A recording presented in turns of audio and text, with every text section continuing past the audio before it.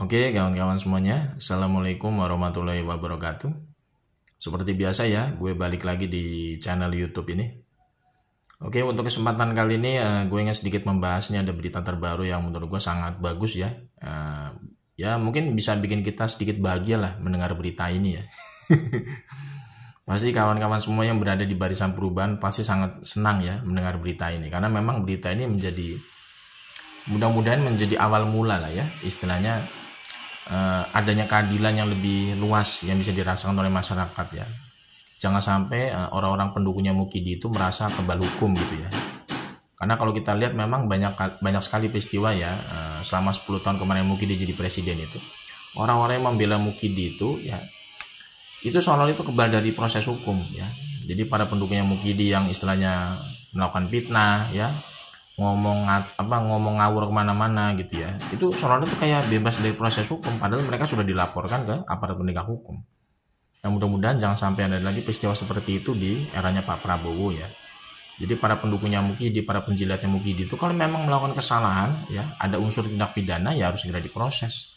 Jangan sampai para pendukungnya Mukidi, penjilatnya Mukidi itu dibiarkan bebas seolah-olah kebal dari hukum karena mereka menjadi kaki tangannya Mukidi gitu ya. Ini ada berita ya, peristiwa. Ada berita ya terkait dengan salah satu penjilat komisaris dari Mukidi ya yang bernama Silvester ya. Ini dikabarkan akan segera dieksekusi oleh pihak Kejaksaan Agung ya, karena beritanya memang sudah viral ini ya, karena yang bersangkutan itu memang sudah sebenarnya sudah harusnya dipenjara atau masuk hotel Prodeo ya setelah putusan Mahkamah Agung keluar pada tahun 2019. Ya kita juga bingung juga sih ya.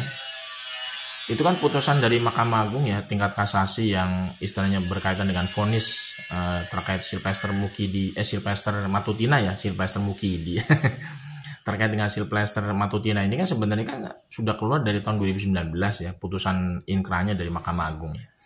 Tapi kenapa dari semenjak 2019 itu belum ada penahanan gitu ya dari pihak kejaksaan? Kita juga nggak tahu udah kenapa sebabnya. Nah, katanya dari pihak Kejaksaan Agung saat ini memang sudah akan segera melakukan eksekusi terhadap Silvester ini ya. Karena memang putusan dari Mahkamah Agung tingkat kasasi itu kan sudah berkekuatan hukum tetap ya. Jadi harusnya segera dilaksanakan lah oleh pihak kejaksaan gitu kan, jangan sampai ada yang namanya pengabaian ya proses penegakan hukum yang sudah sampai tingkat inkrah gitu ya. Jadi pihak Kejaksaan Agung katanya ini akan segera melakukan penahanan ya terhadap Silvester Matutina ini, sudah divonis penjara selama 1 tahun 6 bulan ya. Dan ini menurut gue memang harus segera dilakukan gitu ya. Karena kalau kita ngelihat kelakuan dari Silvester Peko ini memang sudah sangat meresahkan ya. Karena ketika dia ini muncul di ruang publik, muncul di acara podcast, muncul di acara talk show di TV, ini memang sangat memalukan ya. Bahkan sangat bikin kita tuh bikin geleng-geleng kepala, orang seperti ini kok masih diberikan panggung gitu ya di acara-acara di TV ya, di mana-mana gitu ya. Padahal kalau kita lihat ucapan itu nggak mencerminkan sebagai seorang sarjana hukum. Katanya ini Silvester Peko kan adalah SH, lulusan sarjana hukum ya, punya gelar SH. Tapi nggak mencerminkan sebagai seorang sarjana hukum. Ucapan itu malah menyebarkan semacam ketakutan gitu ya.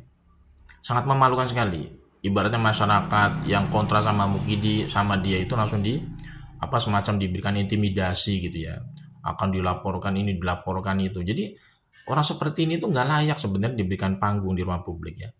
Karena apalagi orang seperti ini tuh ya dalam tanda kutip ya, ini sudah membuat bangsa kita ini ya ini kehilangan nalar ya.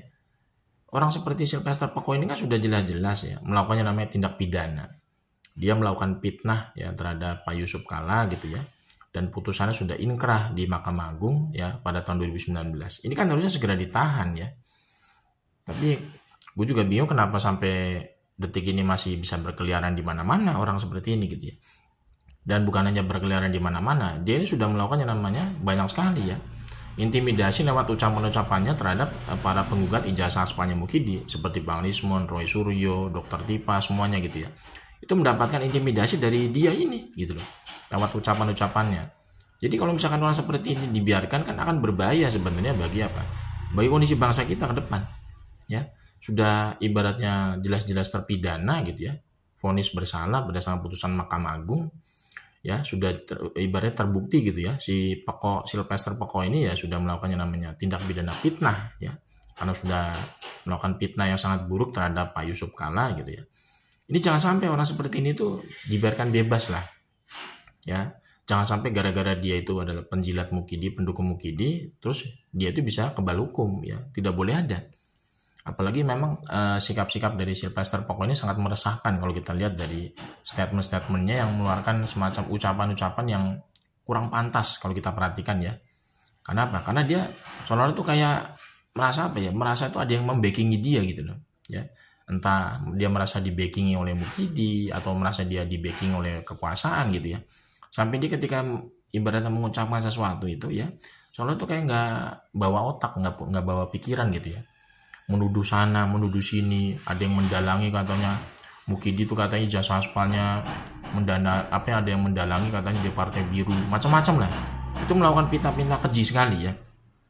Bahkan sampai Sylvester Peko ini seolah tidak tidak punya rasa malu gitu ya ketika dia muncul di ruang publik itu mengeluarkan statement-statement ya yang menurut gue memang gimana ya, kita juga kadang geli juga dengar-dengarnya gitu ya. Karena nggak mencerminkan sebagaimana seorang lulusan fakultas hukum gitu loh.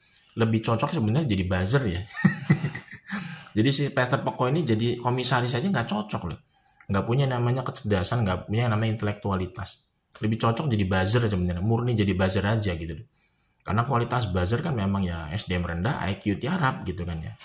Jadi makanya kalau kita perhatikan ya, ini kalau misalkan dari pihak Kejaksaan Agung memang benar-benar serius ingin segera mengeksekusi si penjilat komisaris Mukidi ini untuk dibawa ke Hotel Prodio, ya kita dukung banget ya sebagai masyarakat ya.